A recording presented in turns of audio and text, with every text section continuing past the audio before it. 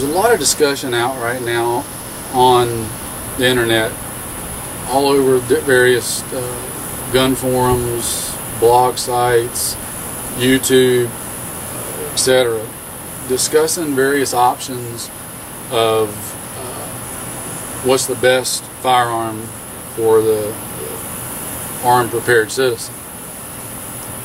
A lot of what's out there right now that we're seeing can vary. There's some folks that's got some really good ideas and really good information, really good thoughts, and then there's some folks that quite honestly don't know what they're talking about. Sometimes that can be just because they don't know, they're just honestly misinformed or uninformed. Sometimes it's just because they're stupid. There are a lot of things to take into consideration when trying to decide what's the best firearm for an armed prepared citizen. There's a lot of different factors to take into consideration. A lot of times people will recommend something based off of different criteria that's not always the best criteria to base something like this off of. One example, guys will recommend something, a particular gun, because it's their favorite one from their favorite movie, or their favorite one when they were growing up as a kid that they saw somewhere, or whatever. Not there's anything wrong with that as justification for owning it, but that doesn't always necessarily make it the best choice for a serious prepared situation. We've got a number of criteria ourselves that we like to use that we base our firearms choices off of. One of those that's one of our primary ones, not our only criteria, just one of our primary top important pieces of criteria, is how sustainable is that weapon going to be down the road, long term, in a catastrophic event type situation, or not necessarily even catastrophic, just long term politically, or a number of other factors. By long term, I mean, are you going to easily be able to acquire ammunition for it? Are you going to easily be able to acquire magazines for it? Those two being the two most important things.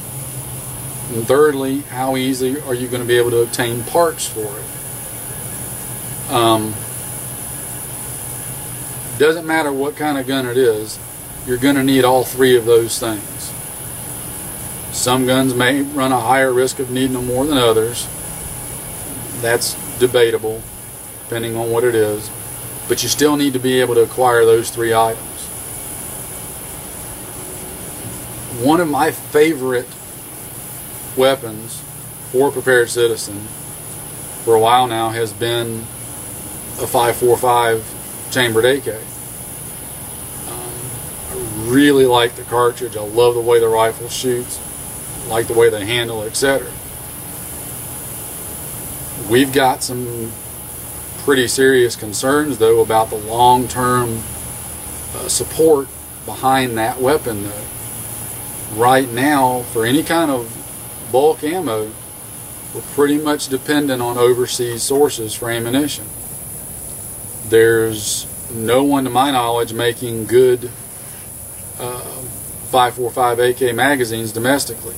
Again, we're pretty much relying on overseas supply for that.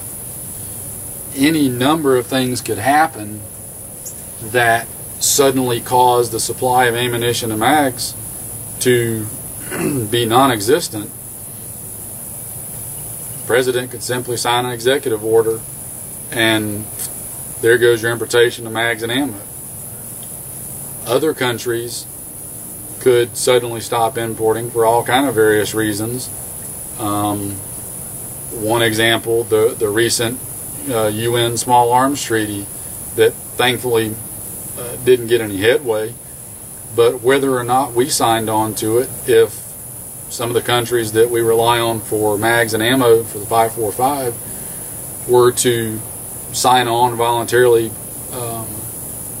go along with that program, they could suddenly just on their own stop importing 5.45 mags and ammo. So that really caused us to step back and take a look, not all that long ago. What can we support domestically? What do we have right here in the United States that we can support that's going to keep our stuff running?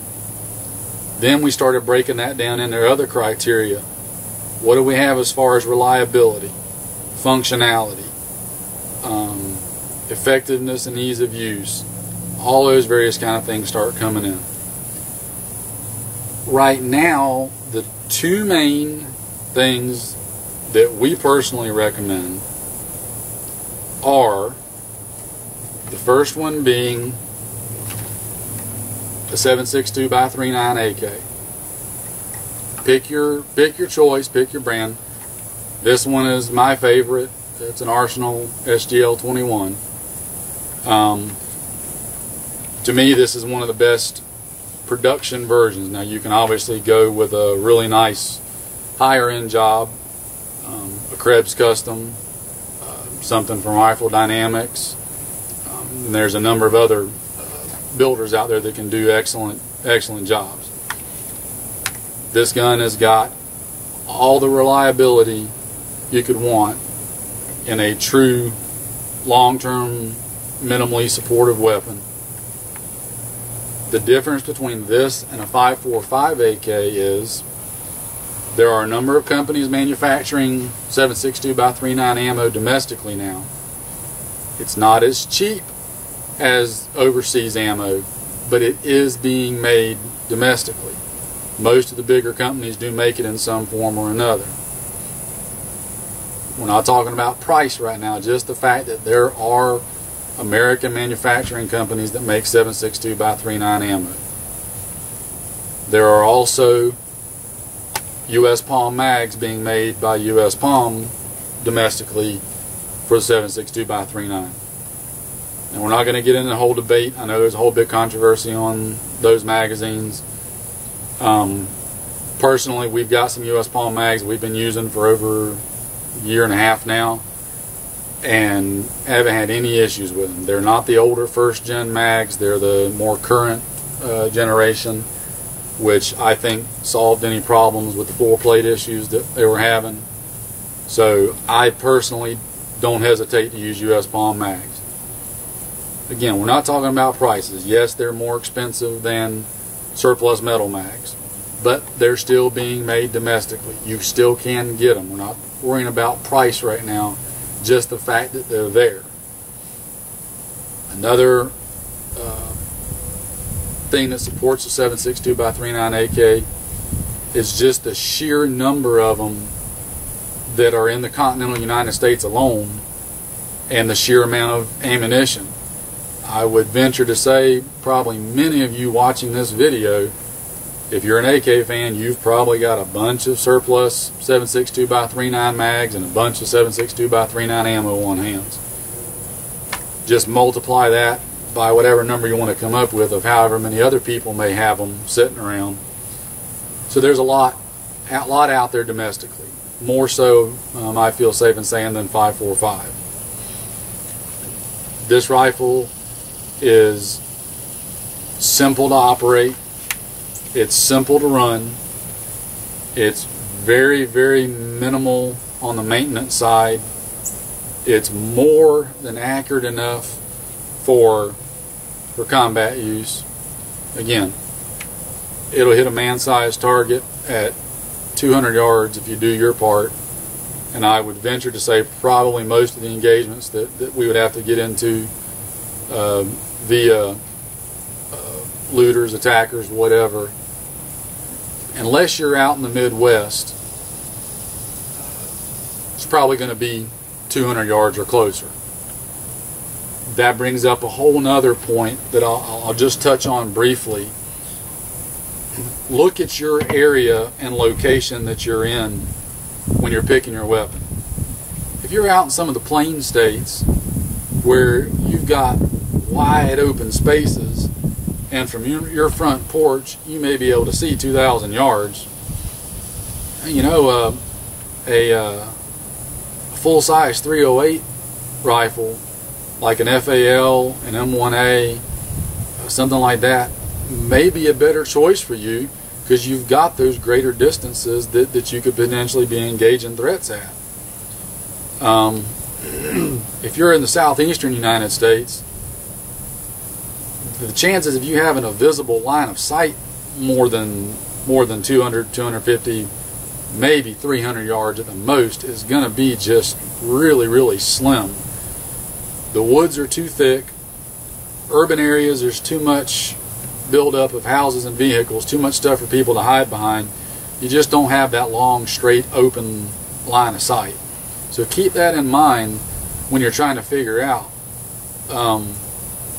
what's right for you in your area might not be right for somebody else in their area. You have to look at your specific locale, your specific location, your specific place that you're going to be employing the weapon as to what you're going to use. Areas like the southeastern U.S., this is a excellent choice. I don't think you can do any better than this. Now, this is probably one of my top go-to choices for a weapon. I know some of you that are my AR-11 friends really kind of balk at that idea, but it's just a sad fact of the truth. This is a good, solid, reliable weapon for the armed citizen. Okay? There's just no two ways around it. When you add in the fact that there are some good modern upgrades for it, there's just a whole lot to like about it and not a whole lot to dislike about it. Now that I've kind of irritated my AR-11 friends, I guess now I can irritate my AK-11 friends. Our other choice that we find to be equally as viable is your plain old AR-15. The AR-15 has got a lot going for it based on the criteria that I mentioned a while ago. There are more makes, models, and brands now than ever being produced domestically in the United States. You've got more magazine suppliers domestically in the United States than ever before. You've got my favorite, our favorite, the Magpul PMags. You've got Tango Down. You've got Lancer. That's three good polymer ones right off the top of my head. You've got a number of companies that are still making good both aluminum and stainless steel GI type mags with plenty of good upgrades for them, such as the Magpul floor plates, Magpul followers, etc. So there's a plethora of magazines out there to support this weapon. Same with ammunition. There are plenty of domestic companies manufacturing ammunition. We do not rely on overseas sources for ammo for the AR-15. Next to the AK, this is probably the other equally prolific firearm in the United States. Just stop and think about it for a minute. How many of these are out there in public hands? How many magazines are in public hands, and how many thousands upon thousands of rounds of ammunition are in public hands? One other thing that this has actually got going for it that the AK doesn't is the fact that pretty much, I'm just going to take a wild guess here, but I would say 90% of the law enforcement agencies inside the continental United States that employ long guns have AR-15 variants of some form. The military uses them. Now, let me go ahead and preempt what I'm about to say, because I don't want there to be any confusion or misinterpretation or guys getting the wrong idea. If you're relying on being able to scrounge mags and ammo after a catastrophic event has happened for your weapon, you are setting yourself up for failure. You need to have your mags and ammo and parts all on hand before something goes bad, okay? The military is not going to come drop you off a resupply. Law enforcement's not going to come drop you off a resupply. Friends and neighbors probably aren't going to drop you off a resupply. That all said, if, God forbid, things ever get that bad where we have to start employing these weapons, I feel pretty confident in saying that there will be opportunity for you to acquire magazines and ammo off of someone who may not have use of it anymore. Again, plenty of law enforcement, military using these. Plenty of average, everyday people using these, including a lot of people that have got them and don't really know how to use them. That's a video for a whole nother subject. To combine things a little bit real quick on both these weapons, the AK and the AR. Guys, people have got to get over these stigmas that they've got, okay? A couple of them being, number one, the AK is far more accurate than what you want to give it credit for. I know there are those of you out there that think that an AK won't hit the broadside of a barn, or hold the idea that if it won't shoot a half-inch group at 100 yards, that it's no good. Guys, that's bullcrap, okay? We're not talking about shooting at Camp Perry here. We're talking about fighting with a gun. As long as I can hit a man-sized target center mass out to 200 or 300 yards, that's all we're looking for. An AK is more than capable of that, okay? Way more capable. They are not the inaccurate, clunky things that people make them out to be. People complain about the ergonomics of an AK. Ergonomics is what you make of it, okay? If you're used to running an AR, you can pick up an AK and say, oh, well, this isn't a very ergonomic weapon. But a guy that's used to running an AK is going to pick up an AR and can say the same thing. It's all about training and practice. It's all about how you train and practice to operate the gun. And guess what?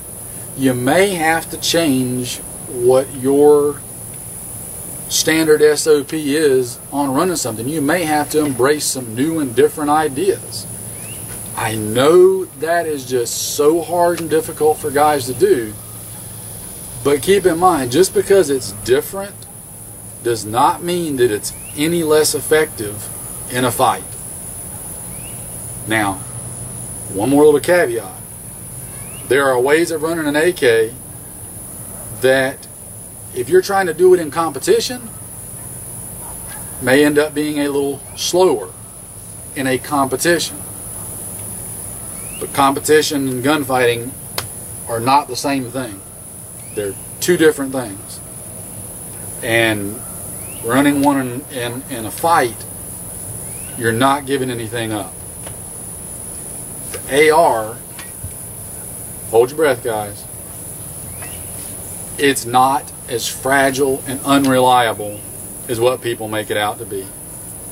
I have seen way too many of them in use. I've used way too many of them, both in the military and on my own, to ever buy into this notion that they are fragile, unreliable guns. Are there some out there that are? Absolutely. You've got to pay attention to what you're buying. If you try to put together and build an AR using parts that you bought at the gun show from Bubba Joe Bob's gun parts bin, that you got no idea where they came from, how they were made, or anything else, your chances of having a bad gun, they're way up there. There's a reason why parts have specifications. Now, I've seen guys post the argument, oh, well, I don't want a gun that I got to use specific parts on. They got to be to this specific spec or that specific spec.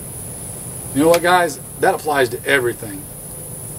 Every motor vehicle on the road, parts have to be in spec for them to work right. If they're not, you're going to have problems. Okay? There's a reason why all those parts are engineered to those specifications.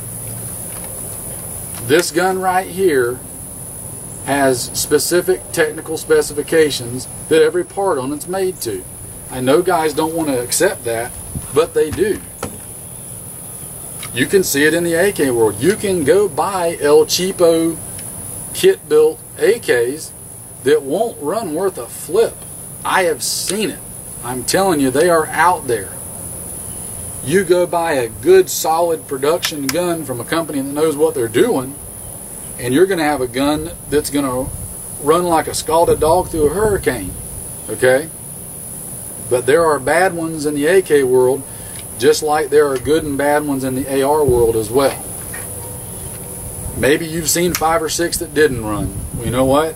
There's too many variables and intangibles to try to say, oh, well, I saw 4 guys that didn't have them that ran, and therefore they're unreliable. Because I can name off probably a couple of hundred that I seen did work. I personally had an old Rattletrap beat up Silver Ghost M16 that the pouring down rain and sloppy clay mud of South Carolina and Georgia didn't stop the gun from running. It ran. Okay? So you've got to pay attention to that. Buy a good AR. Buy the best one that you can afford. That doesn't mean you've got to go buy a $2,000 AR to have one that works. In fact, quite the opposite. Some of those more expensive ones are kind of like the high-end 1911s for competition. They work great when you can keep them clean all the time because of the tight tolerances, but you start getting them dirty and they don't want to run so good. Get a gun that's made for fighting. There's some good companies out there, a bunch of them right now, especially since the assault weapons ban sunset and the buying that has went on in the gun world. I'm telling you guys, the companies have had to step up. They can't put out the junk that they used to put out. There's some good places out there. We like Bravo companies. There's some other good ones. CMMG makes good stuff. One of my guys just picked up a Palmetto State Armory. It's been an excellent weapon for him so far. Runs great. It's made well. It's made to proper specifications and such. Have no doubt that it's going to be a reliable, good weapon. Avoid the low-end, cheap ARs. Avoid the low-end, cheap AKs. Either one of these will make a good, solid weapon for you to rely on. Don't get hung up on the notion that one or other won't work. I'm telling you, these are my 2 go-to guns right here. I will take either one of these into a fight anywhere, anytime, and I don't feel any less undergunned with either one of them. I've got mags and ammo for both. I know I can continue to get mags and ammo for both. So keep all that in mind when you're selecting a gun. If you buy cheap accessories and cheap parts, you're going to run into problems. Stick with the good quality made stuff. I didn't necessarily say expensive stuff because there's some expensive junk out there. Stick with known good quality items. You're not going to have a problem. So to wrap it up, our 2 choices are a good solid 7.62x39 AK or a good solid 5.56x45 AR. Either one of those are going to be everything that 90+% of us could want in a good defensive firearm. So keep all that in mind when you're watching the other videos and reading on blogs and stuff. These are currently our 2 choices.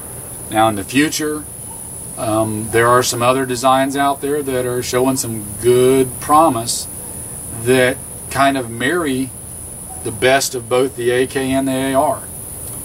The ACR from Bushmaster, the FN Scar, the SIG 5.56s, all those, and some other new ones that are potentially going to come out down the line in the next year or two, all have some good potential. So keep that in mind. We'll see what the new stuff brings. I personally don't say I recommend any of them yet, just because we don't have any hands-on time with them. I know guys that do, and some of them they're very, very happy with, and I put a lot of trust and faith in what they're saying. I'm hoping that down the road we can start picking up some to check out and try, but I just can't say that for certain until we actually go hands-on with them. So for now, get you a good AK, get you a good AR, get some mags and ammo, and then get out there and get trained with it. The training is going to be the most important thing. Learn how to run that AR, learn how to run that AK in a fighting, combat-oriented fashion, not necessarily a competition fashion.